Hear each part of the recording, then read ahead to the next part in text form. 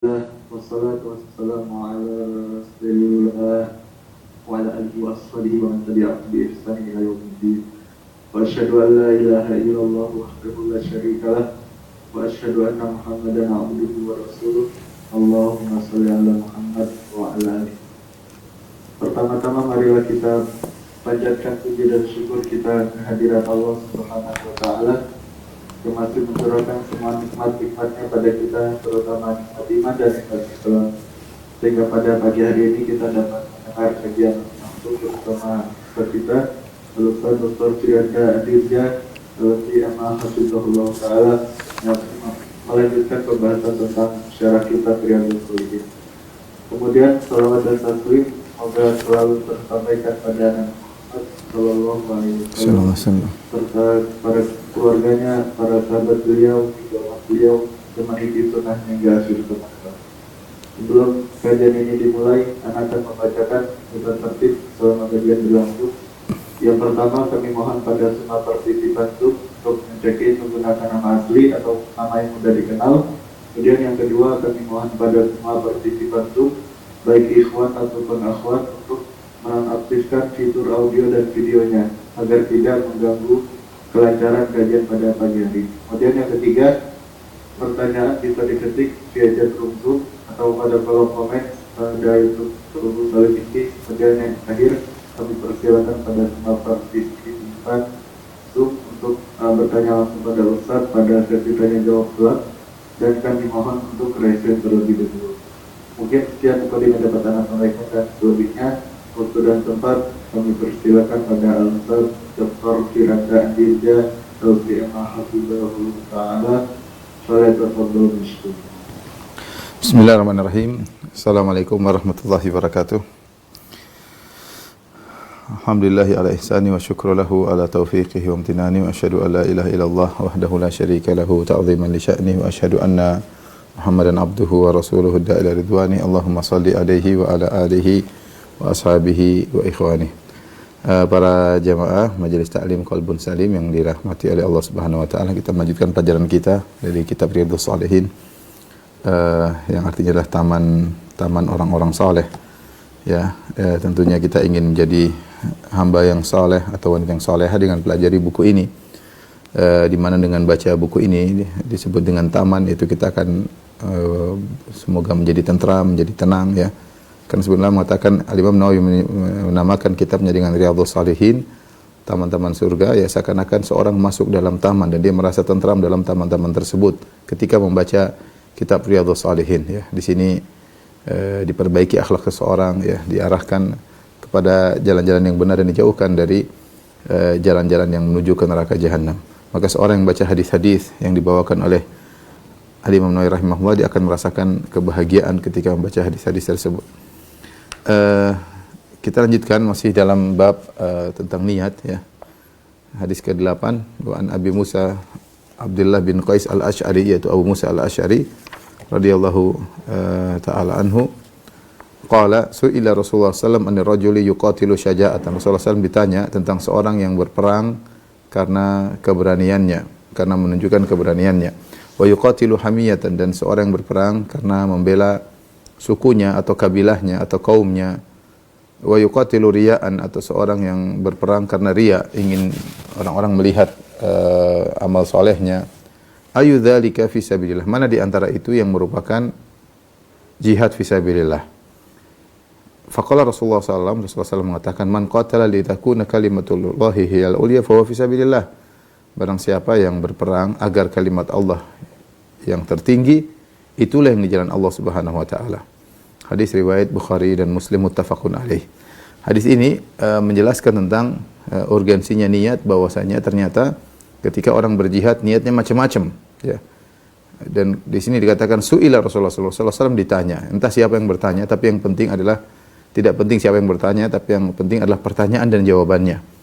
Di sini sang penanya bertanya kepada Nabi tentang 3 model orang yang berjihad. Ada yang berjihad karena syaja'ah, karena keberaniannya. Ada yang syaja'atan sini i'rabnya adalah maf'ul li ajlih, yaitu dia berperang karena keberaniannya. maf'ul li ajli. Kemudian yuqatilu hamiyatan, yang kedua dia berperang karena hamiyah. Hamiyah itu membela sukunya, membela bangsanya, membela kaumnya, ya. Itu hamiyah, membela kabilahnya. Kemudian wa yuqatilu riya'an, dan seorang berperang karena riya, yang buat dia tergerak untuk berperang karena riya, ingin memperlihatkan amal solehnya bahwasanya dia seorang mujahid dan yang lainnya. Mana di antara itu yang merupakan jihad fisabilillah? Di sini lihat bagaimana jawaban Nabi sallallahu alaihi wasallam. Nabi tidak menjawab dengan yang terkait dengan tiga hal tersebut, ya. Karena niat perang itu sangat banyak. Mungkin ada dalam sebagian riwayat liyuzkar, untuk dikenang, dalam sebagian riwayat godbanan, karena dia lagi marah. Ini saja kita sudah sebut lima niat. Syaja'ah karena keberanian, dalam hadis ini. Kemudian hamiyah karena membela suku. Kemudian yang ketiga adalah karena riya. Yang keempat liyuzkar, karena untuk dikenang. Yang keenam godbanan, karena marah. Dalam riwayat yang lain liyura makanuhu, agar ketahuan kedudukan dia. Niat untuk jihad banyak sekali, ya. Mana di antara itu yang merupakan fisabilillah? Maka Rasulullah SAW tidak menjawab satu persatu, ini bukan, oh ini iya, ini bukan, ini iya, tidak. Rasulullah SAW kasih kaidah saja. Yang disebut dengan jihad fisabilillah adalah man qatala litakuna kalimatullahi al-ulya, yang berperang agar kalimat Allah yang tertinggi. Niatnya harus karena Allah Subhanahu wa taala. Jika tidak, maka bukan merupakan jihad. Yang berperang hanya sekedar emosi, bukan jihad. Semua yang karena Allah itulah yang dapat pahala. Kalau bukan karena Allah, maka tidak ada pahalanya. Boleh enggak seorang marah emosi kemudian bertempur? Ya mungkin boleh-boleh saja. Tapi kalau dikatakan syahid, maka tidak. Ya, dikatakan syahid adalah sesuatu gelar yang mulia bagi orang yang berperang karena Allah, untuk menegakkan kalimat Allah Subhanahu wa taala. Maka dari sini, perhatikan sini ada yang bertanya, yuqatilu hamiyatan, dia berperang membela sukunya, ya. Di sini kita tahu bahwasanya berperang harus karena Allah baru dikatakan syahid. Adapun berperang hanya sekedar misalnya murni, misalnya hanya membela suku, membela bangsa, membela tanah air, ya, maka tidak ada bedanya kita dengan orang-orang non-muslim, ya. Orang non-muslim juga demikian, mereka bisa jadi membela suku dan bangsa dan tanah air, ya, karena tanah airnya, karena sukunya, ya. Kita umat Islam kalau ingin menjadi syahid fisabilillah, maka harus niat utamanya karena Allah Subhanahu wa taala. Ya, kita membela negeri, membela suku, membela bangsa karena Allah Subhanahu wa taala. Apalagi kita tahu bahwasanya negeri kita ini adalah negeri mayoritas kaum muslimin. Di sini banyak sekali masjid-masjid kaum muslimin, di sini orang beribadah. Sinilah tempat kaum muslimin hidup, menegakkan ibadah, menjalankan aktivitas mereka. Nah, kita ketika membela negara harus didomplengkan niat kita karena Allah Subhanahu wa taala. Allah yang memerintahkan kita untuk menjaga martabat bangsa, untuk menjaga harga diri keluarga, ya. Adapun hanya sekedar murni karena tanah air saja, maka ini tidak mendatangkan pahala. Adapun hadis yang masyhur yang sering disebutkan hubbul watani minal iman, cinta negeri adalah bagian dari iman, maka itu adalah hadis palsu. Hadis palsu tidak boleh disandarkan kepada Nabi sallallahu alaihi wasallam, tetapi maknanya bisa benar jika kita ada makna Islami di situ, bahwasanya kita cinta negeri kita ini, tanah air Indonesia misalnya, karena di sinilah tempat kaum muslimin tinggal, sinilah negeri ini adalah hasil perjuangan pahlawan-pahlawan kita yang notabene-nya beragama Islam. Kita tahu bahwasanya negeri Islam tegak dengan takbir yang digemparkan atau dikumandangkan oleh para pahlawan ketika mereka berjuang melawan penjajah, ya. Kita tahu negeri ini kita juga yang susun adalah orang-orang pembesar-pembesar dari tokoh-tokoh kaum muslimin. Dengan kita pasang niat seperti itu, maka kalau kita pun berperang membela negeri, maka insyaallah syahid. Insyaallah syahid. Tapi harus tadi karena Allah. Karena kaidah semua yang kalau mau berpahala harus karena Allah Subhanahu wa ta'ala. Adapun sekedar berperang karena ngamuk, berperang hanya karena ingin menunjukkan keberanian, jago, hanya sekedar membela bangsa tanpa ada nilai karena Allahnya, tanpa ada nilai Islaminya, maka itu tidak ada pahalanya. Maka perlu didomplengkan, dipasangkan niat yang paling utama, semuanya karena Allah Subhanahu wa ta'ala, ya. Dari sini kita apa namanya tidak murni hanya sekedar membela ini kalau kita mau syahid ya, mau mati syahid. Kalau mau sekedar berperang untuk membela kepemilikan ya boleh-boleh saja, tapi kalau mau dapat laqab atau gelar syahid, mati syahid, maka tidak mau harus karena Allah Subhanahu wa taala. Ya. Maka ini perlu bagi kita kaum muslimin ya. Kaum muslimin kita punya nilai kebangsaan, kita punya nilai agama, dan duanya tidak dipisahkan ya. Tidak dipisahkan. Ya, sebagian orang berusaha memisahkan agama daripada kebangsaan ya, sebagaimana ingin menomorsatukan kebangsaan kemudian agama dilalaikan. Ini bagi kita orang Islam tidak bisa ya. Kita cinta negeri, kita cinta bangsa kita cinta tanah air kita karena agama menyuruh demikian. Ya, agama menyuruh kita untuk demikian karena inilah negeri kita ini hasil perjuangan para pejuang yang mereka berjuang dengan takbir, yang mereka adalah notabene kaum muslimin, yang mereka berhasil mengusir para penjajah. Maka kita membela negeri ini karena Islam ya, dan inilah mayoritas penduduk negeri kita adalah kaum muslimin. Wallahu a'lam bishawab ya. Jangan sampai kemudian seorang berlebihan dalam kebangsaan sehingga lupa dengan agama. Hati-hati ya. Ingat, kita bicara tentang kehidupan dunia dan kehidupan akhirat. Kalau ingin kehidupan akhirat, semuanya harus karena Allah. Kita alhamdulillah muamalah karena Allah. Kita bisa sayang sama istri karena Allah. Kita bisa ramah sama tetangga karena Allah. Kita bisa taat kepada pemerintah karena Allah. Demikian juga kita bisa bela bangsa karena Allah. Tapi kalau karena Allahnya hilang, selesai. Nggak ada pahalanya. Jadi perhatikan masalah niat sangat urgen dalam meraih akhirat kita. Jadi sini Nabi SAW ingatkan, man qatala litakuna kalimatullahi al-ulya fahuwa fi sabilillah. Yang berperang untuk menegakkan kalimat Allah, itulah fi sabilillah. Selain itu maka bukan fi sabilillah. Selain itu maka bukan fi sabilillah. Ya.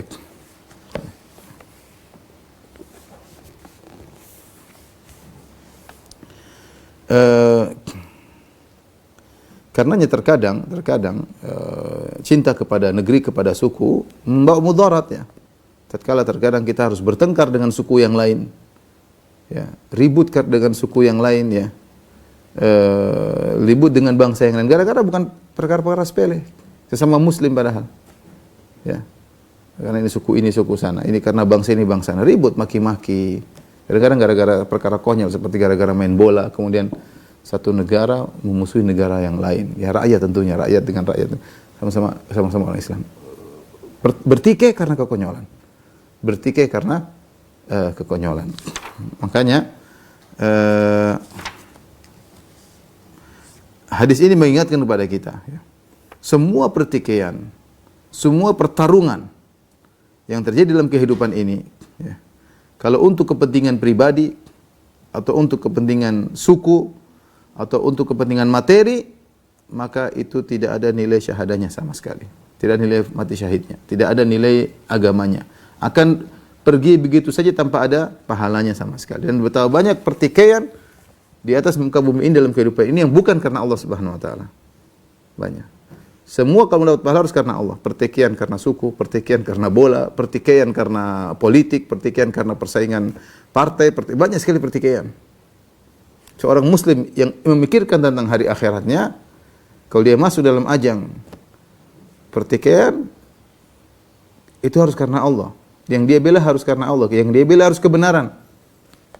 Kalau yang dia bela kebatilan, ya cepat atau lambat dia akan mampus. Kalau nggak di dunia, dia akan mampus di akhirat.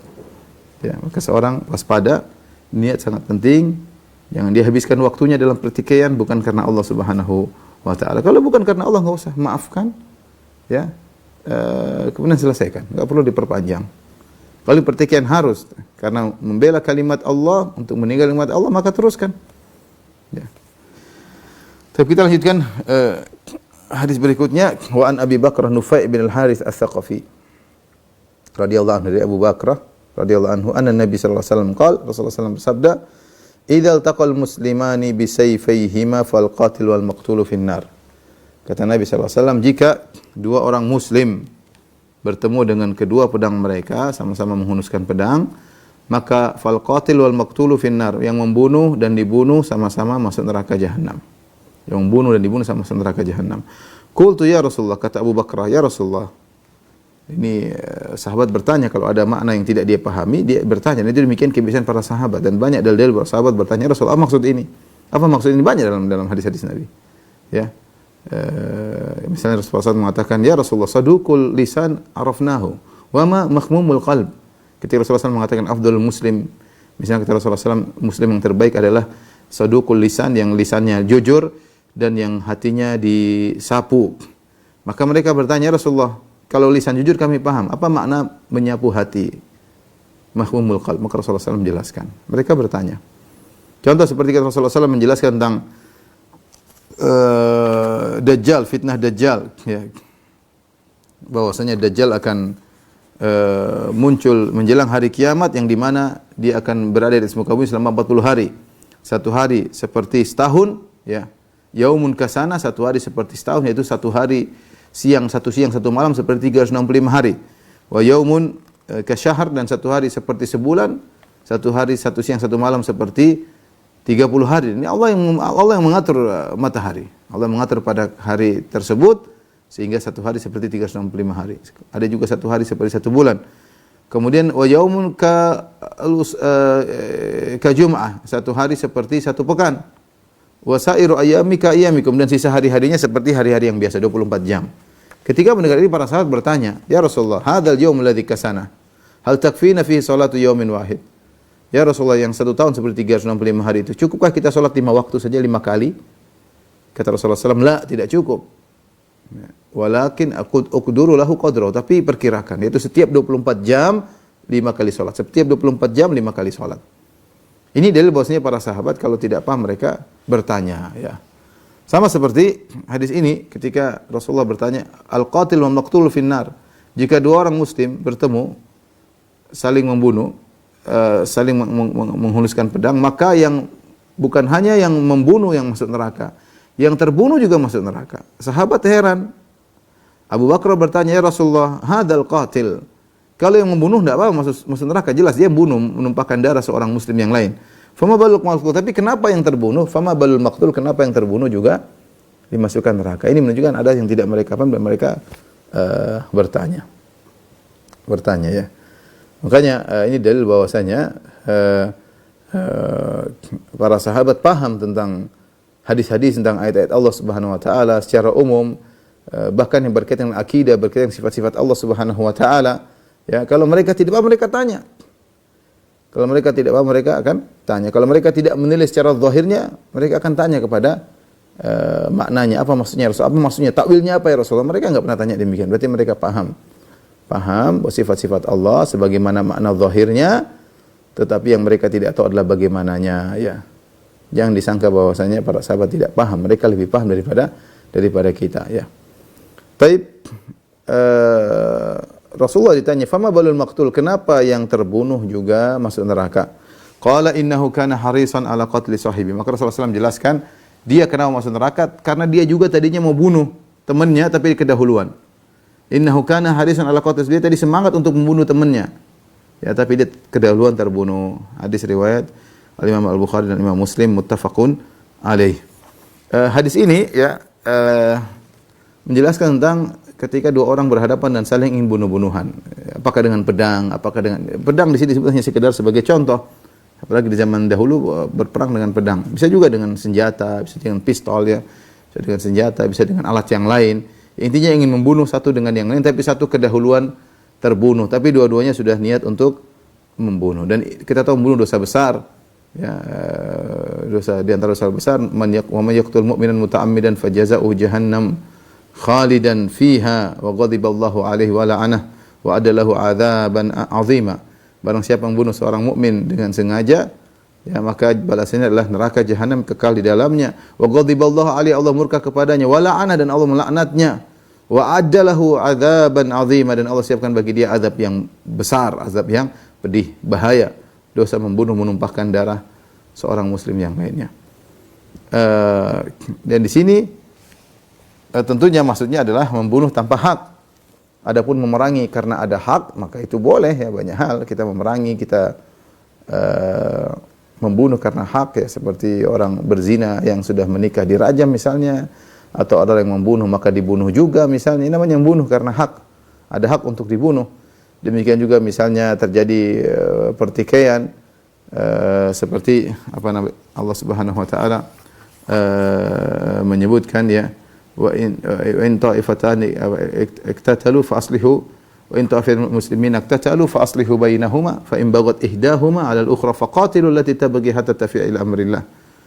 Ya, kata Allah, jika ada dua kelompok kaum mukminin yang bertikai, maka fa aslihu bainahuma, maka damaikanlah. Fa in baghat ihdahuma, kalau ternyata satunya tidak mau damai, faqatilu allati tabghi, maka perangilah yang tidak mau damai ini karena dia bikin masalah.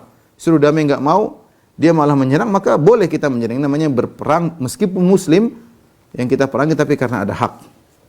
Karena kalau tidak diperangi, tidak dihentikan, hatta tafi'a ila amrillah, sampai dia kembali kepada perkara Allah. Kalau dia tidak dihentikan, maka semakin parah. Ini contoh memerangi karena hak. Demikian juga kalau ada seorang muslim yang lain mencuri misalnya, masuk rumah kita, kemudian ingin membunuh kita, kita boleh bela diri, kita boleh bunuh dia.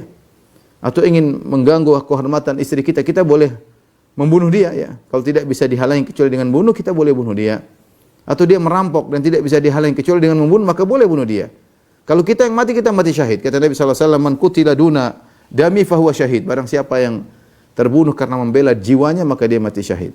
Man qutila duna ahlihi fahuwa syahid. Yang terbunuh karena membela keluarganya, maka dia mati syahid. Man qutila duna mali fahuwa syahid. Barang siapa yang mati karena menjaga hartanya, maka dia mati syahid, ya. Bahkan dalam Nabi sallallahu alaihi wasallam dalam hadis berkata, in qataltahu fa huwa finnar. Kalau ada orang datang ingin mencuri hartaku ya Rasulullah. Kata seorang bertanya kepada Nabi, ya Rasulullah, orang datang ingin mencuri hartaku. Lawan dia. Kalau dia tidak bisa, dia maksa kecuali untuk membunuhku, maka Rasulullah SAW mengatakan bunuh dia. In qataltahu fa huwa finnar, kalau kau bunuh dia maka dia masuk neraka. Wa in qatalaka, kalau dia bunuh engkau, fa anta syahid, maka kau mati syahid. Jadi hadis kita berbicara tentang seorang membunuh yang lain tanpa hak untuk membunuh saudaranya, saling kelahi, saling berantem, jengkel-jengkelan, akhirnya saling menghunuskan pedang, ternyata dua-duanya masuk neraka. Yang membunuh jelas masuk neraka karena dia telah menumpahkan darah seorang muslim. Yang terbunuh juga masuk neraka karena tadi dia niatnya untuk membunuh juga. Ini dalil dijelaskan oleh para ulama bahwasanya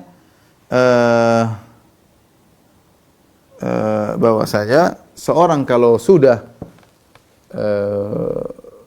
punya niat dan dia sudah melakukan sebab, maka hukumnya seperti dia sudah melakukan. Dia sudah punya niat, punya tekad, sudah punya azam, dan dia sudah melakukan usaha untuk mewujudkan tujuannya tersebut, meskipun gagal, maka dia tetap dapat dosa. Ya. Sama seperti dosa melakukan. Contoh seperti seorang ingin mencuri, kemudian dia sudah ambil tangga, kemudian dia sudah manjat rumah orang, tahu-tahu dia ketahuan dipukulin orang, dia jatuh, tetap dia sudah dapat dosa mencuri. Kenapa? Dia sudah berusaha, cuma dia tidak berhasil. Ya. Sama seorang misalnya ingin berzina, dia sudah ambil uang, dia sudah pergi ke tempat, tapi di tengah jalan kemudian mungkin dia celaka atau apa, dia dapat dosa berzina. Kenapa? Karena dia sudah berusaha, namun dia gagal di tengah jalan. Seorang sudah ingin menipu orang lain, dia sudah berusaha menipu, dia pasang jebakan, pasang kata-kata manis untuk menipu, ternyata tidak berhasil menipu, tetap dapat dosa menipu. Kenapa? Dia sudah melakukan sebab. Ini kaidah. Jadi barang siapa sudah berusaha namun tidak berhasil, maka tetap dapat pahala, tetap dapat balasannya. Sebagaimana seorang yang sudah bertekad, misalnya dia sudah daftar haji, sudah ngumpulin duit, sudah daftar haji, sudah mau siap-siap, ternyata tidak bisa berangkat karena pandemi, maka dia insya Allah sudah dapat pahala haji. Pahalanya sudah dapat, tinggal memang kalau ada kesempatan dia tinggal haji, tapi pahala sudah dia raih karena dia sudah berusaha. Cuma ada halangan yang menghalanginya, sehingga dia tidak bisa berangkat. Ya, Allah Maha tahu. Ya, dia sudah berusaha, sudah daftar, sudah ini, sudah azam, sudah tekad, bukan cuma azam dan tekad, bukan sudah berusaha. Oleh karenanya Ibnu Hajar rahimahullah menyebutkan tentang hal-hal yang lewat di hati seseorang. Hal yang lewat di hati seseorang, ya. Apa model-modelnya? Kata beliau, ya qasama ba'dhum ma yaqau fi nafs aqsaman. Sebagian ulama membagi apa yang melintasi hati itu dengan berbagai macam model. Yang pertama, adhafuha, yang paling lemah, yang lewat di hati, an yakhtara lahu thumma yadhhabu fil hal.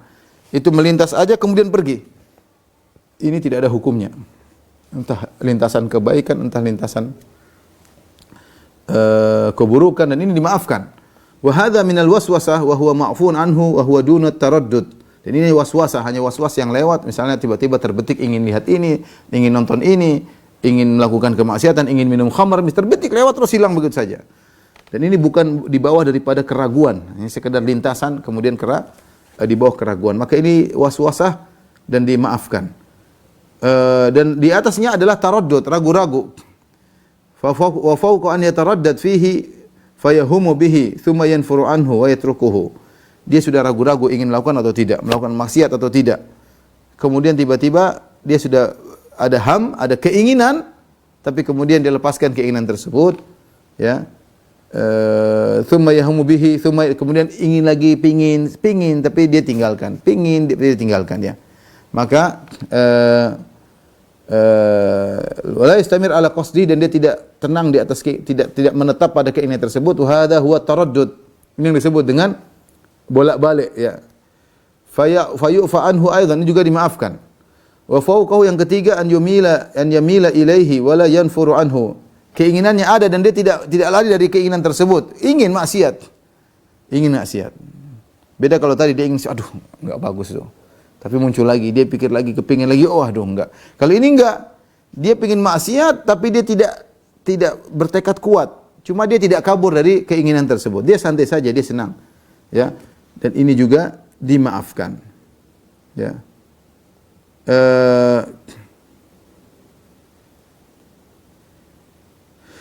Dan yang terakhir, yang dia sudah ada keinginan tetapi dia bertekad, ini yang tekad namanya azam.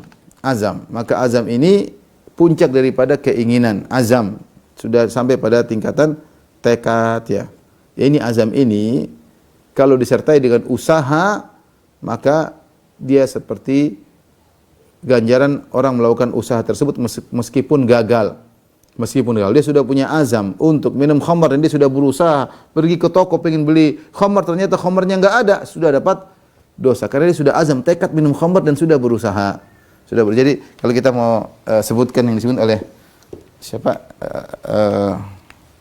Ibnu Hajar, tingkatan sesuatu yang lewat di hati, tingkatan lintasan hati.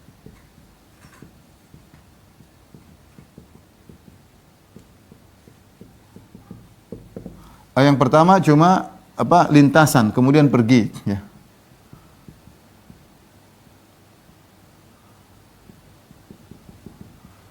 Lalu pergi.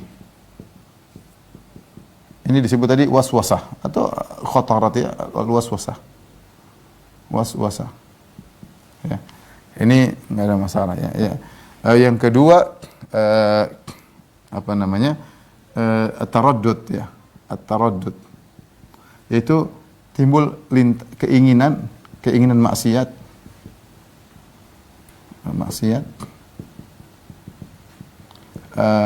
Lalu dia enggak suka dengan keinginan tersebut, lalu pergi. Lalu dia tidak suka.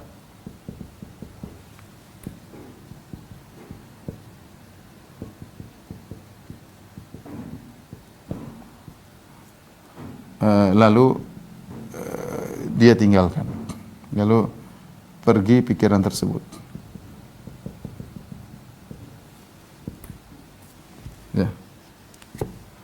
Lalu muncul lagi. Ya. Seperti ingin melakukan, ya. Muncul lagi itu ingin melakukan. Tapi dia tidak suka, dia tahu itu maksiat, tapi dia tidak suka. Lalu hilang lagi.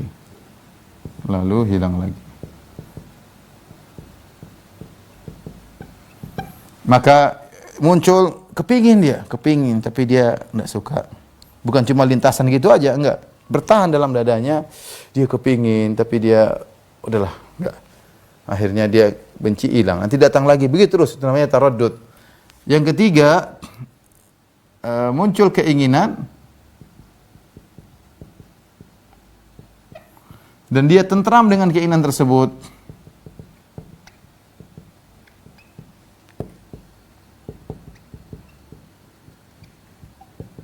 Dia tentram keinginan tersebut dan dia tidak mengusirnya, ya. Tidak mengusirnya. tapi tidak sampai dia tekadkan, tidak sampai dia tekadkan. Maka ini semua dimaafkan. Ini semua masih dimaafkan. Ini semua dimaafkan. Nah, yang keempat yaitu al-azm. Itu tekad kuat. Tekad kuat ya. Maka ini yaitu tentram di hati dan dikokohkan di hati.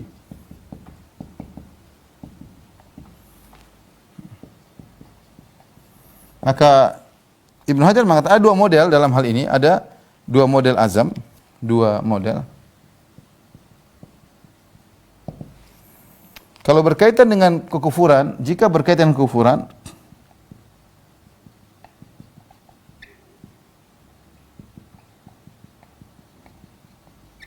maka kufur ya, maka yaitu berkaitan dengan pemikiran kekufuran.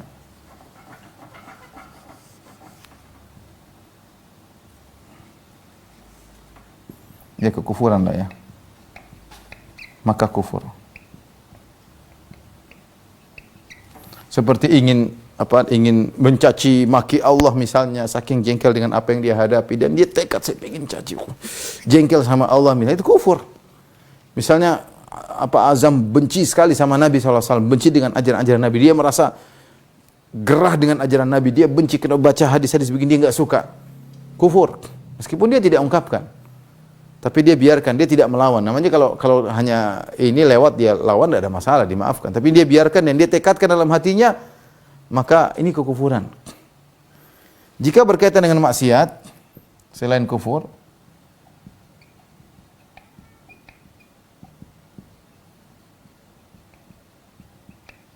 maka dua kondisi.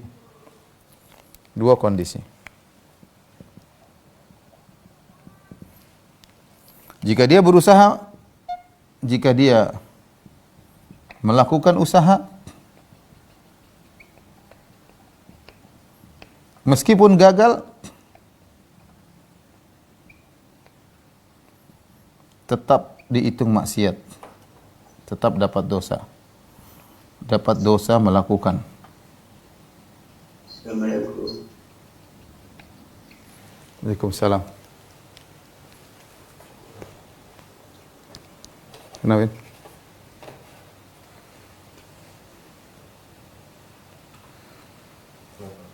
Kenapa?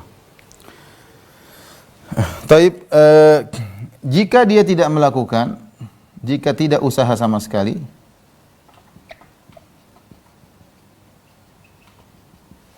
maka ini khilaf. Ada yang mengatakan dosa, ada yang mengatakan tidak. Yang benar tidak dapat dosa. Ini contoh tingkat-tingkatan berkaitan di hati. Ada sebagian orang terkadang ada lintasan pemikiran, bahkan lintasan kekufuran, seperti ragu tentang Allah, tapi dia lewat. Ini dimaafkan, ya. Taraddud, kadang ingin maksiat, atau ini tiba-tiba ingin maksiat, ya, tapi dia lewatkan, dia lawan. Ingin, dia pikir ingin, tapi enggak lah, dia ingin. Nanti muncul lagi ingin, ada keraguan, pingin maksiat, enggak lah. Pingin lihat inilah, pingin zina lah, pingin minum khamr lah, macam-macam. Ya. Yang berikutnya, ya, pingin dan dibiarkan dia tenang, pingin kalau begini bagaimana, dibayangkan kalau maksiat begini bagaimana, tapi dia tidak ngomong macam-macam, tidak usaha, ya, tapi tidak sampai tekad, ya hanya sekedar berlezat-lezat dengan keinginan maksiat, bayangkan kalau begini, ini juga insya Allah dimaafkan. Tapi kalau sudah sampai pada azam, tekad kuat, sudah punya tekad dan pingin dan ada usaha, ya, maka dilihat kalau azam, ya. Azam ini sekarang azam dulu, tekad kuat. Dia benar-benar tentram dan dia bertekad untuk melakukannya. Ya. Maka jika azam tersebut berkaitan dengan kekufuran, maka itulah kekufuran. Azam tentang bahwasanya dia akan pindah agama misalnya, azam bahwasanya dia akan memaki Allah, azam, maka itu sudah kekufuran. Dia harus bertobat untuk kembali kepada Islam. Namun jika berkaitan dengan maksiat azam, misalnya ingin berzina, ingin misalnya ke bioskop nonton film-film enggak benar, atau ingin di kamar sendiri nonton film-film yang haram misalnya, ya. Kalau dia sudah melakukan meskipun gagal tetap dapat dosa. Misalnya dia ingin nonton macam-macam, dia ke kamar sudah ini, kemudian ternyata dia nonton kuota habis misalnya, gagal. Atau dia sudah ini ternyata diblokir misalnya, dia tetap dapat dosa karena dia sudah berusaha. Karena dia sudah berusaha. Lain halnya kalau dia tidak berusaha, hanya kepingin saja, kepingin bayangan kalau begini, kepingin kalau berzina, kepingin kalau minum khamar nikmatnya, dan dia tekad saya pingin sekali minum khamar, tapi dia tidak pergi, tidak beli khamar, tidak juga.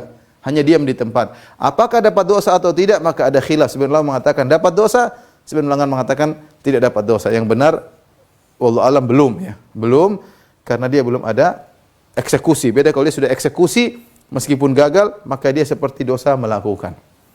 Oleh karenanya, kita katakan bahwasanya seorang yang sudah ingin melakukan kemaksiatan, kemudian dia sudah berusaha, entah dia berjalan melangkahkan kakinya menuju misalnya ke bioskop, atau melangkahkan kakinya menuju tempat perzinahan, atau dia sudah beli tiket misalnya, atau dia sudah, ini semua dosa. Meskipun dia berusaha ternyata gagal misalnya. Kalau dia gagal, ya tetap dosanya sebagaimana dia melakukannya. Ini bahaya, ya. Terutama anak muda yang kemudian bersendirian, kemudian buka macam-macam. Kalaupun dia gagal menonton, gagal melihat, tetap dapat dosa sebagaimana kalau dia menonton atau melihat langsung, karena dia sudah berazam dan dia sudah melakukan usaha menuju ke arah maksiat. Tapi kita lanjutkan hadis berikutnya. An Abi Hurairah radhiyallahu taala anhu, ya, qala Rasulullah sallallahu alaihi wasallam, salatu rajuli fi jama'atin tazidu ala salatihi fi baitihi wa salatihi fi suqihi bid'an wa 20 darajah. Salatnya seorang secara berjamaah di masjid maksudnya, ya, itu lebih unggul daripada kalau dia salat di rumahnya atau salat di pasarnya. 20 sekian derajat. Dalam riwayat 25 derajat, dalam riwayat 27 derajat. Beda itu artinya ada yang mengatakan 3 sampai 9, ada yang 3 sampai 10. Jadi berkali lipat kalau dia berjamaah 20 sekian derajat. Dalam riwayat 25, dalam riwayat 27. Bagaimana caranya agar dia pahalanya salatnya bisa menjadi 25 derajat atau 27 derajat? Maka Rasulullah SAW menjelaskan caranya. Ya, jadi ini dalil bahwasanya seorang dimanapun berusaha untuk salat. Di rumah, kalau ya sholat di rumah, kalau enggak di pasar juga sholat, dimanapun dia berada, jangan sampai tinggalkan sholat. Tapi ingat, sholat berjamaah di masjid dengan yang lainnya, dengan kaum muslimin, ini 20 sekian derajat. Bisa 25 derajat, bisa 27 derajat. Adapun sholat berjamaah di masjid ada khilaf di kalangan para ulama. Sebenarnya mengatakan adalah sunnah muakkadah, bahwasanya sangat dianjurkan. Ada yang mengatakan bahwasanya hukumnya adalah fardu kifayah. Kalau ada yang melakukan, maka sebagian maka hukumnya gugur bagi yang lain. Ada yang mengatakan fardu ain. Ini qaul dari mazhab Hanafi dan juga mazhab Hanabilah, Hambali. Bahwasanya salat berjamaah bagi lelaki hukumnya fardu ain, wajib. Tentunya ini bukan bahasan kita masalah itu, tapi saya ingin sampaikan ada khilaf di kalangan para ulama. Terserah kita mengatakan wajib atau sunnah muakkadah atau fardu kifayah, maka salat berjamaah di masjid itu dilipat gandakan oleh Allah 25 derajat sampai 27 derajat. Namun syaratnya apa? Wa dzalika anna ahadahum idza tawaddaa fa ahsana al-wudhu'a. Caranya jika salah seorang dari mereka berwudu, kemudian dia baguskan wudunya, tsumma atal masjidah, kemudian dia pergi ke masjid, la yanhazuhu illa salat. Tidak ada yang mengeluarkan dia, membuat dia bangkit ke masjid kecuali karena salat. Tidak ada tujuan lain. Bukan karena ingin ketemu dengan teman, bukan ini karena ngobrol, bukan karena ingin, tapi dia ke sana memang karena ingin salat. Tujuan dia karena salat. Dan ini pentingnya niat agar pahala dia bisa menjadi berlipat-lipat. La yuridu illa salat. Dia tidak ingin ke masjid kecuali karena hendak salat. Falam yakhtu khatwatan illa rufi'a lahu biha darajah. Maka tidaklah dia melangkahkan satu kaki kecuali diangkat satu derajat. Wa huta anhu biha khati'ah, dan akan dihapuskan satu dosa. Hatta yadkhulul masjid, sampai dia masuk masjid. Fa idza dakhala al-masjid kana fi salat. Jika dia sudah masuk dalam masjid, dia seperti diberi pahala seperti sedang salat. Maka natis salatu hiya tahbisuhu. Selama dia di masjid itu karena nunggu salat. Salat yang membuat dia bertahan di masjid, maka sejak dia datang dia dianggap sedang salat. Ini penting bagi laki-laki untuk segera datang ke masjid. Karena kalau dia datang di awal waktu, meskipun dia tidak salat sunnah misalnya, dia argo pahalanya jalan terus, seakan-akan dia sedang salat terus. Karena yang menghalangi dia adalah salat. Ya. Bahkan sebenarnya mengatakan, dijelaskan bahwasanya seorang yang keluar rumah, kalau sudah menuju masjid, dia seperti dalam salat, maka dilarang seorang melakukan tasbih ketika sedang berjalan menuju masjid dilarang untuk tasbih dan dilarang untuk tergesa-gesa. Karena orang yang keluar rumah dari rumah menuju salat seperti dianggap sudah masuk dalam kondisi salat, ya. Maka ada aturannya. Saya para ulama menulis tentang adabul masyi ilal masjid, adab-adab tentang berjalan menuju masjid, karena argo pahala sudah berjalan sejak dia keluar rumah. Apalagi dia sudah sampai masjid.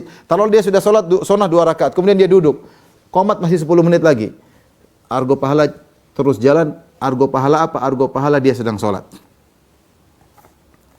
Fa idza dakhala al-masjid kana fi salat. Kalau dia sudah masuk masjid seperti dalam salat, maka nanti salatu hiya tahbisuhu, selama salat yang menghalangi dia untuk pulang. Wal malaikatu yusalluna ala ahadikum, dan sungguhnya malaikat bersalawat kepada salah seorang dari kalian madama fi majlisihi alladhi shalla fihi, selama dia masih di majlisnya yang dia salat. Kalau dia sudah salat, dia masih nunggu di situ, maka malaikat akan mendoakannya, bersalawat kepadanya, ya, menyebut-nyebutnya. Yaqulun, maka malaikat berkata, Allahumma arhamhu, ya Allah rahmatilah dia. Allahumma ighfir lahu, ya Allah ampunilah dia. Allahumma tub alaihi, ya Allah terimalah taubatnya. Malam yu'dhi fihi wa lam yuhdith fihi, selama dia tidak mengganggu orang lain di majlis tersebut, selama dia tidak berhadas dalam masjid, dalam tempat salatnya tersebut, ya. Ini hadis tentang keutamaan seorang bisa salat mendapatkan 25 derajat, 27 derajat, tapi syaratnya kata Nabi sallallahu alaihi wasallam, pengaruh niat, la yanhazuhu illa salat. Dia tidak bangkit menuju ke masjid kecuali karena ingin sholat, tidak ada keinginan yang lain. Itu tujuan utama. Ya, adapun nanti di sana ketemu kawan-kawan, di sana sekaligus pengajian, itu urusan lain. Tapi tujuan dia utama adalah untuk sholat.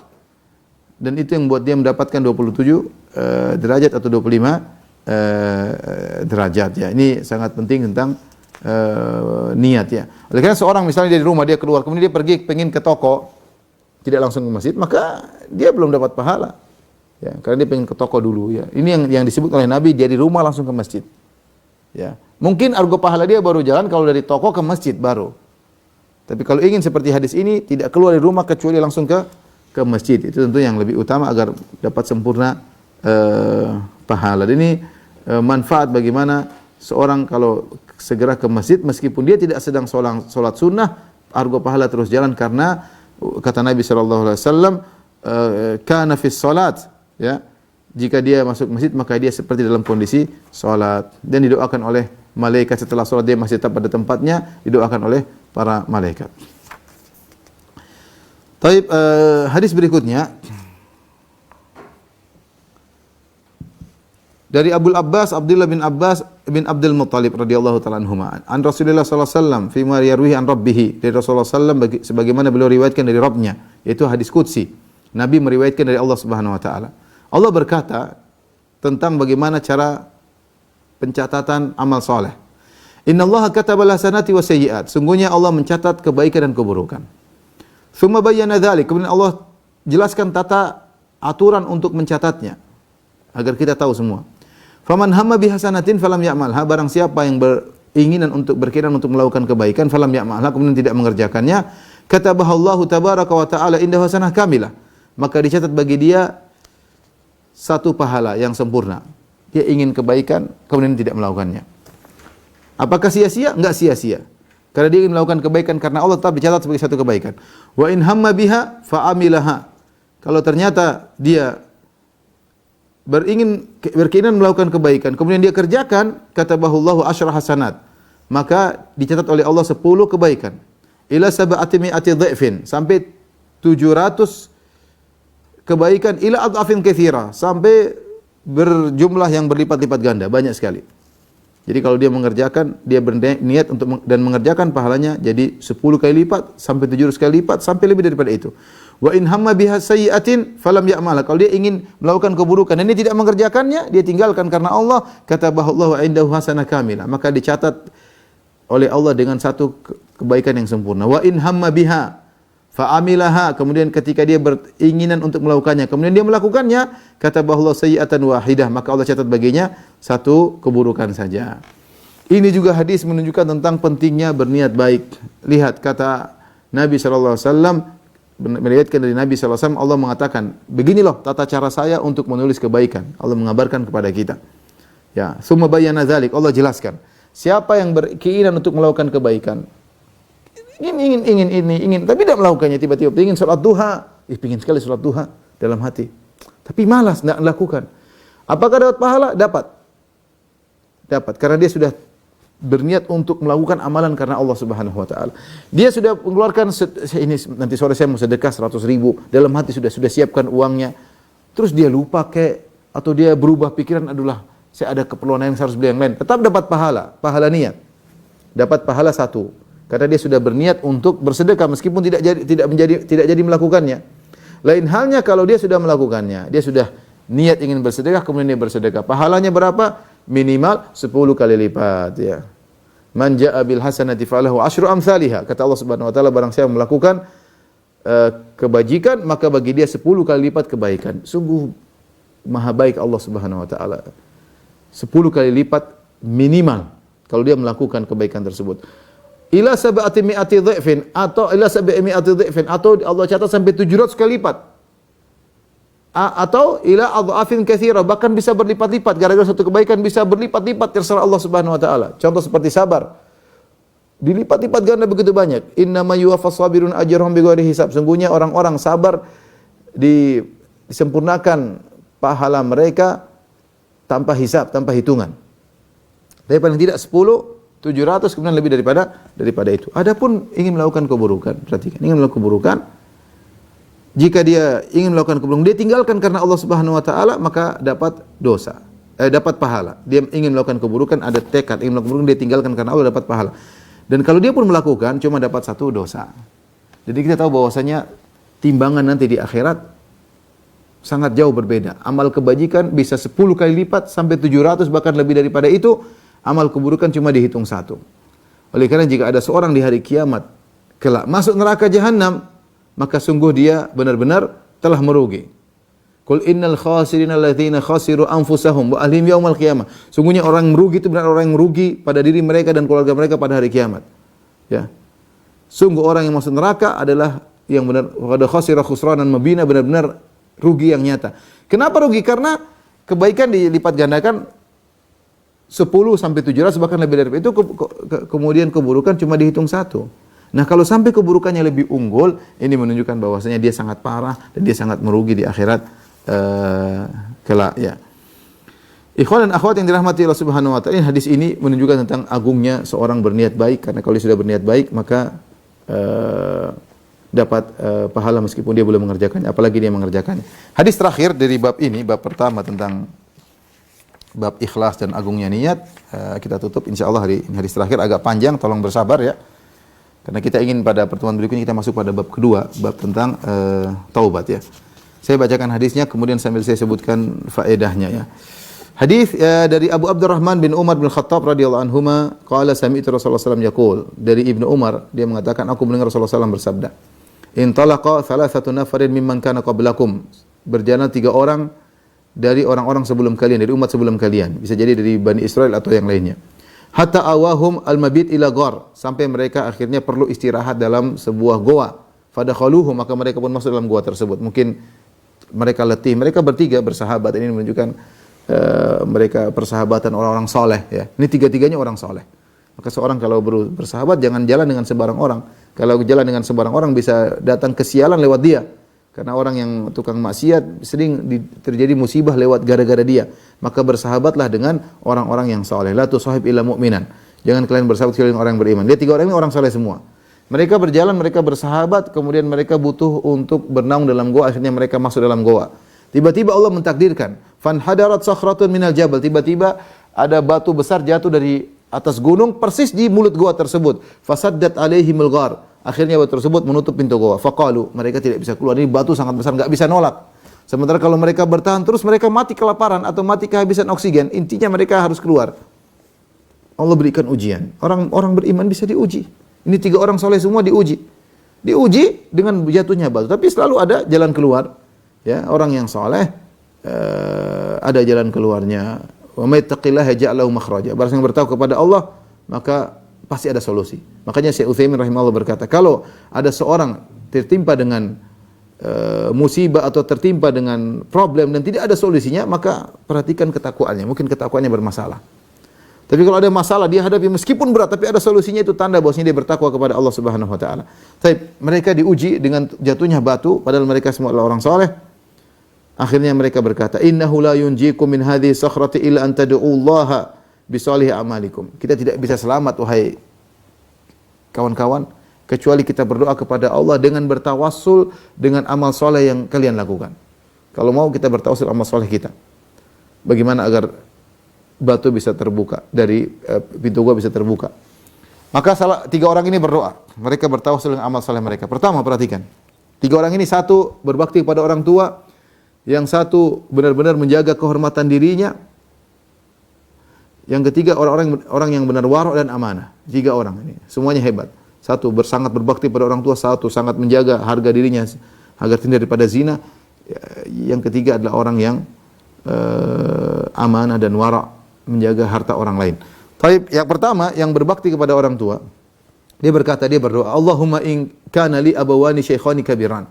Ya Allah, saya punya ayah dan ibu yang sudah tua, ya, sudah syekh, sudah tua dan sudah jompo. Wa kuntu la aghbiku qablahuma ahlan wala malan, ya. Dan aku tidak memberikan air susu kepada mereka di waktu sore. Al-ghabuk maksudnya memberi minum susu di waktu sore. Ya, di waktu petang, ya. Jadi orang ini punya susu kambing atau susu onta, ya, untuk dia perah kemudian dia berikan kepada orang tuanya di waktu sore. Namun kebiasaan dia, yang pertama kali dia kasih minum susu adalah kedua orang tuanya, sebelum istrinya, sebelum anak-anaknya, sebelum keluarganya. Yang pertama harus kedua orang tuanya dulu, ya. Dan itu kebiasaan dia. Kalau orang tuanya sudah dikasih susu, baru dia kasih istri dan anak-anaknya. Fana abi talabu syajari yauman, maka suatu hari aku mencari pohon atau mencari makanan buat gembalaanku sampai jauh. Falam arih alaihi hatta nama, dan aku terlambat pulang. Biasanya dia pulang, dia bawa susunya untuk kasih orang tuanya di waktu sore, waktu petang, ternyata dia terlambat. Ketika dia pulang, kedua orang tuanya sudah tidur. Fahalabtu lahuma ghabuqahuma, maka aku tetap saja memerah susu yang merupakan jatah sore mereka, maka fawajadtuhuma naimain, aku mendapati mereka berdua sudah sedang tidur.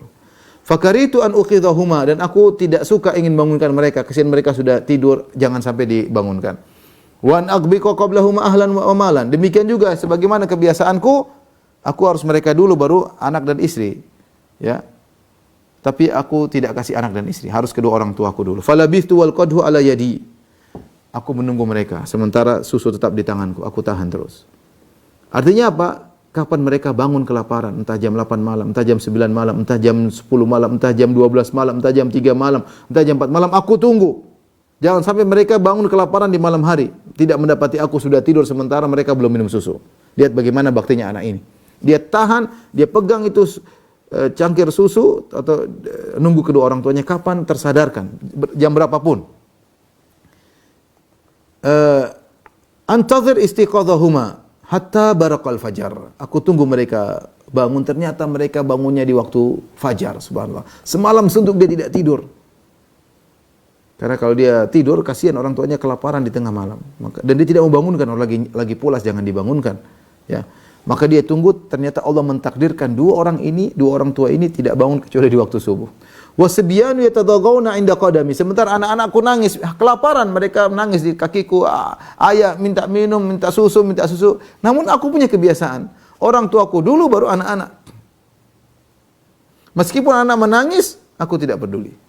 Fastaiqadha, ternyata mereka berdua orang tuaku baru bangun ketika di waktu fajar. Subhanallah, nunggunya lama sekali. Fasyariba ghabuqahuma, kemudian mereka dua pun minum susu mereka berdua. Ini amal soleh. Dia berkata, Allahumma in kuntu fa'altu dzalika bitika wajhik fafarrij 'anna man hanu fi. Ya Allah, kalau memang engkau tahu aku melakukannya karena mengharapkan wajahmu, karena ikhlas, bukan karena disanjung oleh orang tua, bukan karena saya untuk saya share kepada teman-teman bagaimana baktinya saya, tapi benar-benar saya melakukannya karena engkau ya Allah. Fafarrij 'anna man hanu fi, maka berilah kelapangan bagi kami atas musibah yang menimpa kami. Min hadhi sakhrah, karena batu ini telah menutupi pintu goa, bukakanlah. Fanfarajat syai'an la yastati'inul khuruj minhu. Allah geser itu batu dengan kuasa Allah. Digeser dari mulut gua, digeser. Tapi sedikit, badan mereka belum bisa untuk keluar, tapi tergeser. Orang ini bertawassul dengan baktinya kepada kedua orang tuanya. menakjubkan bagaimana kesabarannya ya. Luar biasa. Bagaimana perhatian sama kedua orang tua. Kita berharap kita yang masih punya orang tua jangan sia-siakan untuk berbakti kepada mereka karena itu adalah pintu surga bagi anak-anak ya. Apapun yang mereka minta, kalau kita bisa lakukan ya, semaksimal mungkin. Kalau nggak bisa apa boleh buat, tidak jadi masalah. Yang kedua, akhirnya berdoa karena pintu gua belum terbuka. Allah mentakdirkan pintu gua tidak terbuka karena biar ketiganya berkata dan menjadi pelajaran bagi kita. Wa qala al-akhar, yang kedua berkata, Allahumma in kana, dan ini orang yang menjaga harga dirinya, dia meninggalkan zina karena Allah. Perhatikan betapa berat ujiannya. Dia mengatakan, Allahumma innahu kanat li ibnatu ammin. Ya Allah, sungguh dulu aku punya sepupu wanita, putri pamanku. Kanat ahabban nasi ilayya, dia adalah orang yang paling aku cintai. Dia mabuk kepayang. Dalam riwayat yang lain, kuntu uhibbuha ka asyaddi ma yuhibbur rijalun nisa. Aku mencintainya seperti cinta yang paling besar dari seorang laki terhadap wanita. Artinya gampangannya, kalau ada lelaki cinta kepada wanita yang mabuk kepayang, ya, itulah aku orangnya. Aku benar-benar cinta sama dia. Dan dia sudah, artinya ini lelaki sudah sangat cinta kepada sepupunya tersebut.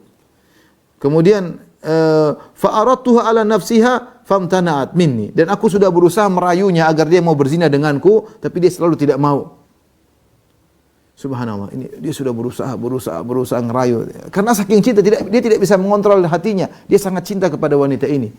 Seakan-akan memang tadi kalau ada orang di atas muka ini cinta mabuk kepayang, yang paling cinta itulah aku. Ini cinta yang paling dalam. Itulah cintaku. Sampai satu hari, hatta alamat biha sanatun minas sinin. Dia mengalami kesulitan, entah kemarau, paceklik ya. Ya, mengalami dirinya dia pun kesulitan. Mungkin keluarganya juga kesulitan. Maka wanita ini berpikir, ada orang yang sangat sayang kepada dia untuk bisa minta tolong. Terpaksa dia menjual dirinya. Sebagian orang, waliyadzubillah, ya mau diapain? Dia terpaksa menjual diri, terpaksa melakukan kemaksiatan, terpaksa melakukan karena butuh ekonomi. Butuh ekonomi ya. Wanita ini dia butuh, mungkin keluarganya makan, mungkin bapak ibunya perlu makan, dia bingung apa yang harus dia lakukan. Maka dia ingat sepupunya lelaki yang sangat cinta sama dia. Saatnya dia minta duit dari lelaki tersebut meskipun harus mengorbankan harga dirinya ya. Kesuciannya. Dan laki-laki ini sangat cinta kepada wanita, sudah dirayu-rayu enggak bisa. Faja'atni, kemudian datanglah wanita tersebut kepadaku, kata lelaki ini, fa'ataituha 20 wa 100 dinar. Dan aku berikan kepada dia 120 dinar. Ini kalau kita mau ukuran dinar dari zaman Rasulullah SAW, kemudian ini saya tidak tahu sebesar apa, tapi 120 keping dinar. Kalau kita konversikan dinar zaman Nabi dengan sekarang, satu dinar adalah 4/4 gram emas. Jadi kalau 100 dinar berarti 425 gram emas, hampir setengah kilo. Tambah lagi 20 dinar, ya. 20 dinar sama dengan 80 ya. Berarti 85, berarti ini sekitar 425 tambah 85 500, hampir setengah kilo kalau kita mau konversikan. Setengah kilo emas. Banyak setengah kilo. Dia butuh dana sebesar itu, maka saya pun kasih dengan syarat ala an tukhalliya baini wa baina nafsiha. Syaratnya ya, agar dia menyerahkan dirinya, dia menyerahkan kegadisannya, dia menyerahkan kesuciannya. Ini setengah kilo siap emas, ambil. Fafa'alat. Ini wanita, bagaimana lagi? Dia tadinya mungkin minta tolong tidak apa-apa, tapi ternyata ya sudah, mau apa lagi? Kelaparan, kesusahan, setahun dalam kondisi paceklik, ya sudah. Dia pun lakukan, dia pasrah. Hatta idza qadartu 'alaiha, kata sang lelaki, sampai ketika saya mampu untuk berzina dengan dia. Dalam riwayat falamma qa'attu baina rijlaiha, aku sudah berposisi di depan dia, sudah di antara kedua pahanya, di antara kedua kakinya, tinggal melakukan zina. Ya mungkin sudah dalam kondisi terbuka, sudah. Bayangkan ini sudah di puncak-puncak syahwat. Sudah yang dia cari-cari selama ini di depan dia, ibarat orang sudah kelaparan, tahu-tahu makanan depan dia. Tinggal disantap dan sudah benar-benar di puncak kelaparan. Lelaki ini pun demikian. Dia sudah duduk di antara kaki dua wanita tersebut. Saya tidak tahu ini bagaimana. Ini hebat, lelaki ini sangat hebat. Sudah tinggal melakukannya. Ya, namanya orang kalau sudah syahwat sudah bergerak, ya sudah bergejolak, orang bilang telah hilang sepertiga akal, bahkan bisa hilang seluruh akalnya. Kalau sudah syahwat sudah bergejolak. Dan dia sudah melakukan, mau ingin melakukan zina, tiba-tiba wanita tersebut berkata, ittaqillah, bertakwalah kepada Allah. Diungkapkan dari hatinya. wanita ini. Dia tidak pingin, tapi kondisi membuat dia harus berzina. Kalau enggak dia enggak makan demi untuk mendapatkan uang agar dia bisa hidup. Tapi hatinya meronta. Dia tidak melawan, tapi dia ingatkan dengan kata-kata, ittaqillah, bertakwalah kepada Allah. Wala tafuddal khatam illa bihaqih, jangan kau membuka keperawanan kecuali dengan haknya, yaitu nikah. Bukan begini caranya. Subhanallah, ketika suara tersebut keluar dari hati yang paling dalam, maka masuk dalam hati lelaki tersebut. Padahal kondisi mustahil. Mustahil dia bisa selamat dalam kondisi seperti ini. Ya. Banyak orang tidak bisa selamat ya. Apalagi kondisi seperti ini bukan wanita sembarangan. Ini wanita yang paling dia cintai, yang dia kejar-kejar selama ini. Cita-citanya ini wanita. Yang dia pikirkan dalam benaknya bertahun-tahun. Ya. Kemana-mana tidak pikir kecuali wanita ini. Sekarang depan mata tinggal digauli, tahu-tahu dia bilang ittaqillah. Coba dia bilang ittaqillah dari awal. Sudah begini baru bilang ittaqillah. Apa kata laki ini? Fansaraftu anha, aku pun meninggalkannya. Wahai ahabbun nasi ilayya, dan dia orang paling aku cintai. Aku meninggalkannya bukan karena enggak suka, saya masih mikir, masih suka, tapi ya sudahlah. Ittaqillah, terngiang-ngiang dalam benakku. Bertakwalah kepada Allah. Mau diapain? Ini perempuan yang aku kejar-kejar. Yang paling aku sukai, yang aku rindukan, yang aku impikan, yang aku hayalkan seluruh ini di depan mata. Tiba-tiba aku meninggalkannya karena satu kalimat, ittaqillah, bertakwalah kepada Allah. Dia berkata, aku tinggalkan itu wanita, wahia ahabbun nasi ilayya, dan dia adalah orang yang paling aku cintai. Wa taraktu adh-dhahaba alladhi ataituha, dan emas aku biarkan, setengah kilogram emas aku biarkan bersama dia. Allahumma in kuntu fa'altu dzalik ibtiqa wajhik fafruj anna ma nahnu fi. Ya Allah, jika aku melakukannya itu semua karena Engkau ya Allah, karena ikhlas mengharap wajah-Mu, bukan karena disanjung, bukan karena dipuji, bukan untuk saya share, saya kasih tahu orang cerita ini, enggak. Saya cerita ini karena saya berdoa. Ini orang bukan cerita sana sini, enggak. Karena dia bertawasul dalam kondisi mendesak, dia sebutkan amal dia bilang ya Allah, karena aku melakukannya karena Engkau ya Allah. Fafruj anna ma nahnu fi, maka berilah kami kelapangan atas kesempitan yang kami hadapi sekarang ini. Fanfarajatis sakhrah, maka batunya bergeser lagi. Ghairu annahum la yastati'ul khuruj min, ternyata belum cukup, masih sudah bergeser lebih besar tapi badan belum bisa keluar. Allah sengaja. Sampai orang yang ketiga. Yang ketiga juga tidak kalah hebat. Ini orang hebat semuanya. Satu berbakti, satu Masya Allah. Yang ketiga ini luar biasa. Sampai para ulama khilaf mana yang lebih hebat di antara tiga orang ini. Yang ketiga, bagaimana kehebatannya? Orang sangat amanah. Dia mengatakan, ya Allah, Allahumma inni stajartu ujara. Ya Allah, dulu aku nyewa pegawai-pegawai kerja. Wa ataituhum ajrahum, semuanya sudah aku beri gaji. Ghairu rajulin wahidin taraka alladhi lahu wa dhahab. Ada satu pegawaiku, saya sudah kasih gaji, dia tidak ambil, dia pergi, dia biarkan gajinya padaku. Apa yang dia lakukan orang ini? Kata dia, fathammartu ajrahu hatta kathrat minhul amwal. Maka aku olah itu duit dia, gaji ini aku olah. Dan dia tidak tahu menahu. Diolah sampai berkembang sampai harta banyak. Faja'ani ba'dahin, kemudian setelah sekian lama dia pun datang. Maka dia minta gajinya yang dia tinggalkan dahulu. Dia mengatakan, ya Abdullah, wahai fulan, maksudnya dia berkata kepada bosnya, ya Abdullah, addi ilayya ajri, mana upahku dulu? Entah berapa tahun yang lalu, mana upahku? Aku berkata kepada pegawaiku ini dulu, yang dulu pernah bekerja pada aku bertahun yang lalu, kullu ma taro min ajrik, semua yang kau lihat ini adalah gajimu. Minal ibil wal baqar wal ghanam wal raqiq, itu lihat onta-onta, sapi-sapi, kambing-kambing, budak-budak, itu semua milikmu. Ini pegawainya heran. Dia tahu gajinya sedikit. Kenapa berubah jadi banyak begini? Dia mengatakan, ya Abdullah, la tastahzi' bi. Wahai fulan, jangan kau ejek saya. Dia tahu dia kerjaannya tidak mungkin. Kamu ngejek. Disebutkan gaji dia tidak banyak. Kamu ngejek. Qultu, aku berkata kepada dia, la ahtazi'u bika. Aku tidak ngejek. Itu memang punyamu. Dia tidak jelaskan saya olah gini-gini, enggak. Pokoknya ini punyamu, ambil. Fa akhadhahu kullahu, perhatikan. Ini pegawai, ambil seluruhnya. Fastaqahu, maka dia pun bawa onta-onta, sapi-sapi, kambing-kambing, budak-budak, dia bawa pergi. Falam yatruk minhu syai'an. Dia tidak tinggalkan sedikit pun, dia tidak bilang ini syukran. Kau baik sekali, udah saya enggak usah ambil banyak, saya ambil setengahnya saja, sepertiganya. Enggak, dia ambil semuanya, itu pegawai. Allahumma in kuntu fa'altu dzalik. Ini sulit ya ikhwan. Perhatikan, kita bayangkan kita menjadi posisi orang tersebut. Kita bekerja mengolah harta orang tanpa dia ketahui. Yang tahu hanya Allah Subhanahu wa taala. Seandainya orang itu datang, ya ini gajimu cuma 500.000, dia enggak akan marah karena dia tidak tahu apa yang kita lakukan. Yang tahu hanya Allah.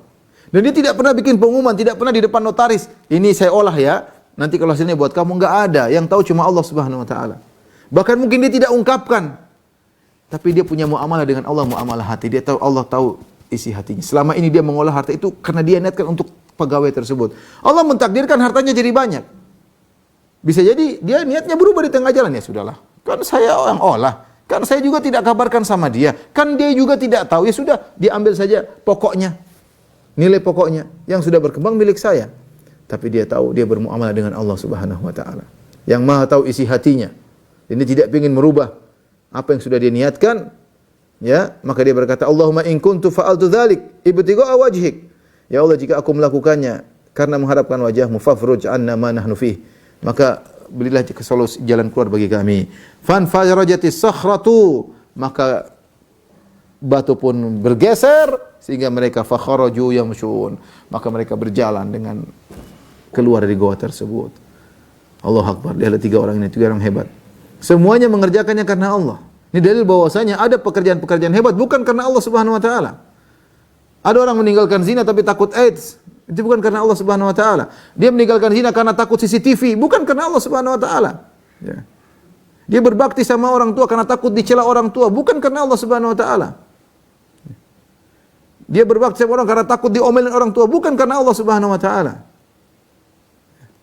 Dia amanah tapi ingin pamer, bukan karena Allah Subhanahu wa taala. Ini 3 orang hebat semua. Sampai para ulama khilaf. Sebenarnya karena dalam sebagian riwayat yang ketiga lah yang berdoa tentang dia sama wanita kemudian ditinggalkan, sehingga dengan itu batu terbongkar. Maka di antara 3 ini mana yang paling hebat? Khilaf di kalangan para ulama. 3-3-nya hebat. Ini orang amannya luar biasa ya, luar biasa. Taruh bayangkan, ada kita punya pegawai gajinya harusnya 1 juta. Kita olah sampai jadi 5 miliar misalnya. Bertahun-tahun datang 1 juta 5 miliar. Ini 5 miliar punya mau ente ngejek, ambil semua.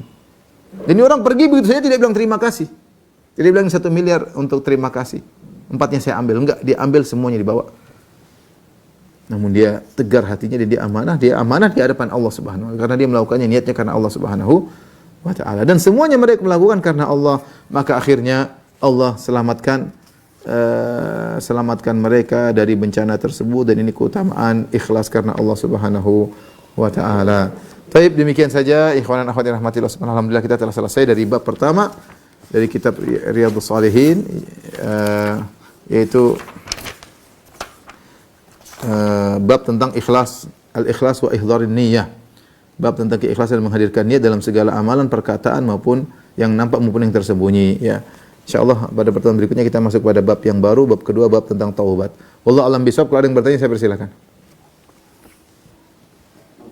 Jazakumullah khairan wa barakallahu fikum. Kami sampaikan pada Ustaz Dr. Firanda Dijah, Dosen Mahfudz Ta'ala, atas materi yang telah disampaikan. Semoga dapat bermanfaat bagi kita semua di dunia dan di akhirat kelak. Langsung saja kami panggil pertama Asrof Abu Fikhar Said Fadol untuk menangani suaranya. Bismillah. Syukran Mas. Assalamualaikum warahmatullahi wabarakatuh Ustaz. Waalaikumsalam warahmatullahi wabarakatuh. Terkait yang hadis dari Abu Hurairah Ustaz, ini kan wudu lebih dulu di rumah ya Ustaz ya? Iya. Nah jika keadaannya di lapangan dalam kondisi kerja dan untuk menghampiri masjid namun tidak berwudu lebih dulu karena kan di jalanan. Nah apakah yang demikian itu tetap dicatat setiap langkah dan diampuni satu dosa Ustaz? Kalau kita kebiasaan kita adalah keluar dari rumah menuju ke masjid dalam kondisi wudu, kita berada di rumah kemudian kita jalan ke masjid, itu kebiasaan kita.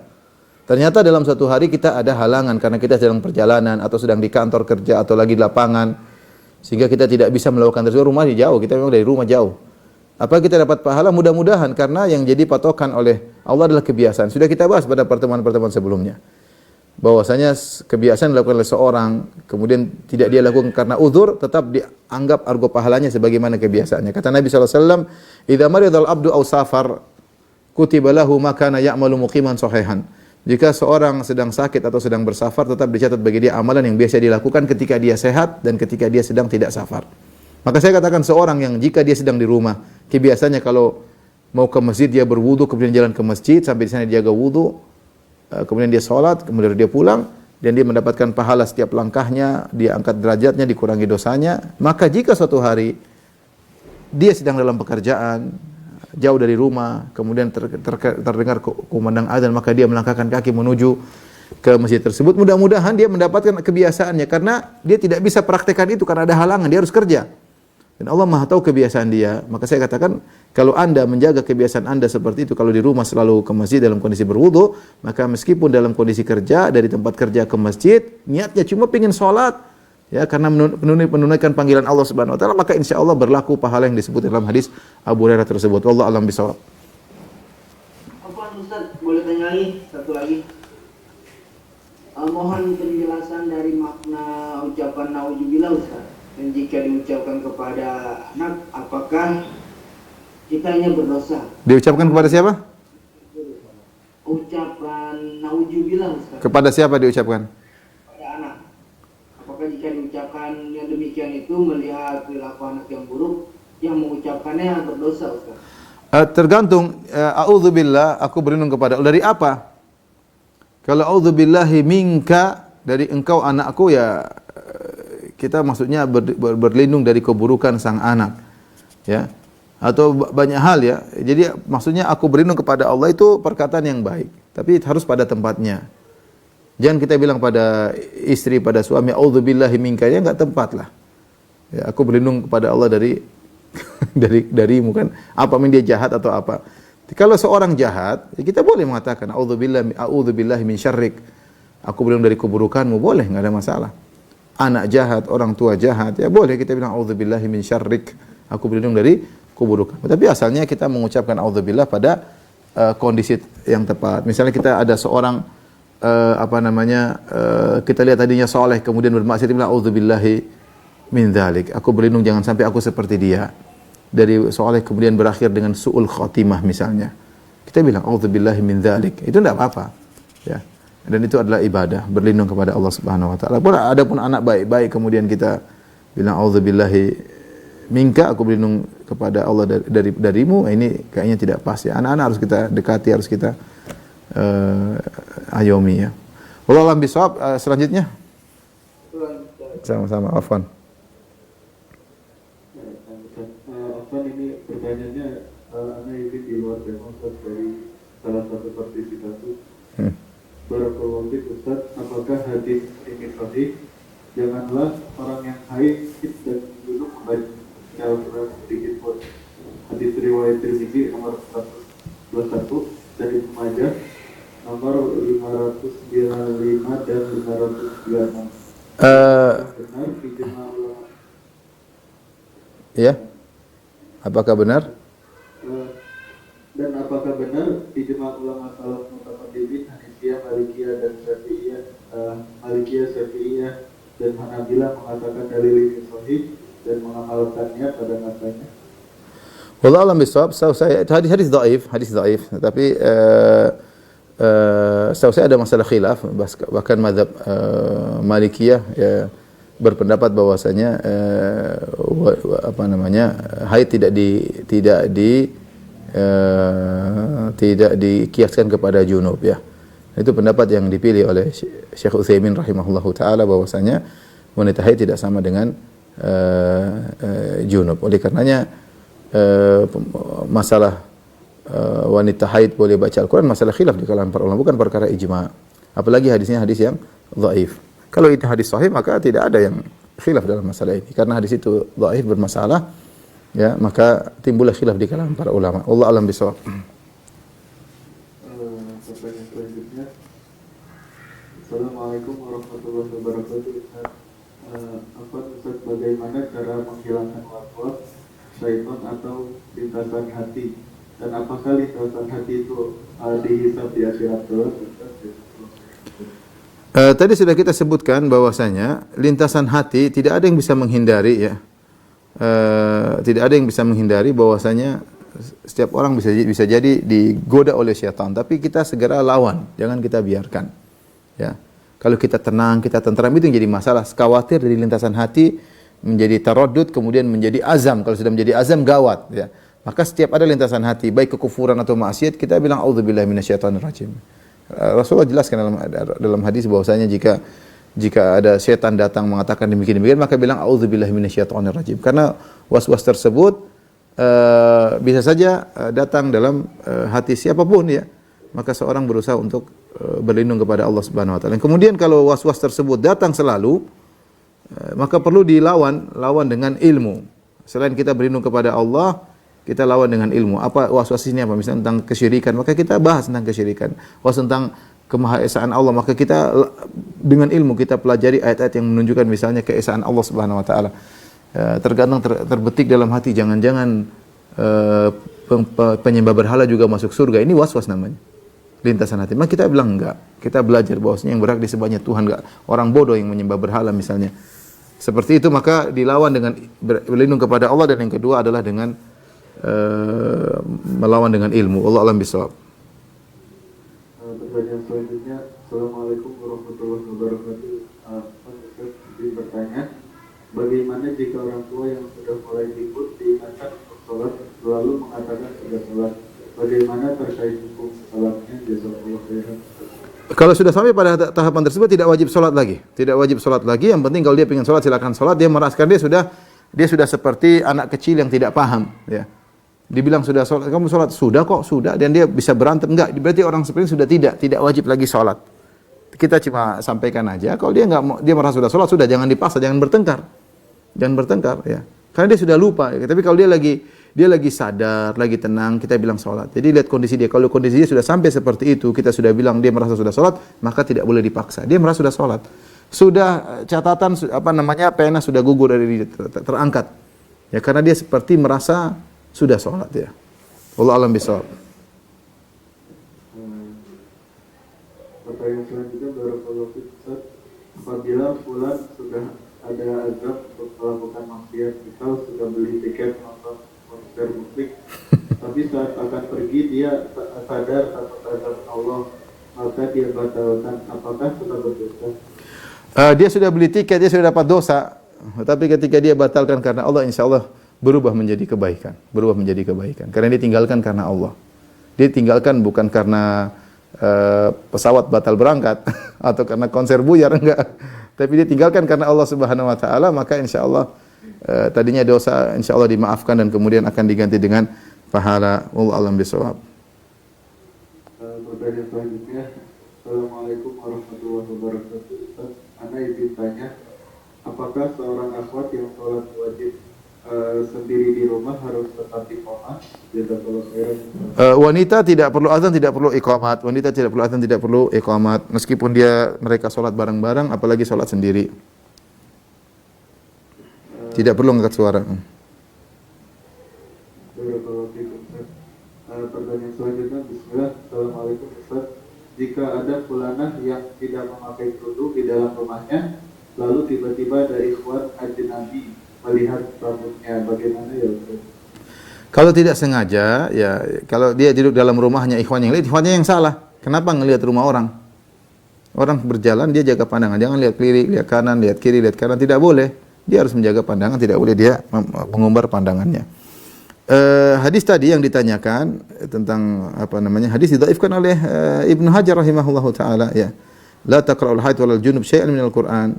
Wanita haid dan orang junub tidak boleh baca sedikit pun dari Al-Qur'an, maka ini hadisnya didhaifkan oleh banyak ulama ya. Di antaranya adalah Al-Bukhari juga ya mendhaifkan hadis ini.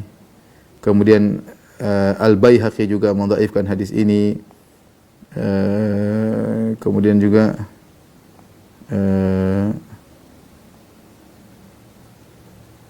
Daruqutni juga mendhaifkan hadis ini ya. Ibnu Ma'in juga mendhaifkan hadis ini. Bahkan di antaranya Ibnu Hajar dalam Fathul Bari mendhaifkan hadis ini. Ibnu Hajar berkata, dhaifun min jami'i turuqihi. Hadis ini dhaif dari segala jalannya. Hadis ini diriwayatkan dari beberapa jalan, namun semua jalannya dhaif. Maka tidak benar ada yang mengatakan semua sepakat hadis ini sahih, enggak benar. Justru para ulama ahli hadis mendhaifkan tadi Imam Bukhari, Ad-Daruqutni, ya, Ibnu Ma'in, di antaranya Ibnu Hajar rahimahullah taala. Demikian saja kajian kita. Mohon maaf, saya ada kajian lagi setelah ini. Kurang lebihnya saya mohon maaf. Ya, wabillahi taufiq wal hidayah. Assalamualaikum warahmatullahi wabarakatuh. Waalaikumsalam warahmatullahi wabarakatuh. Barik.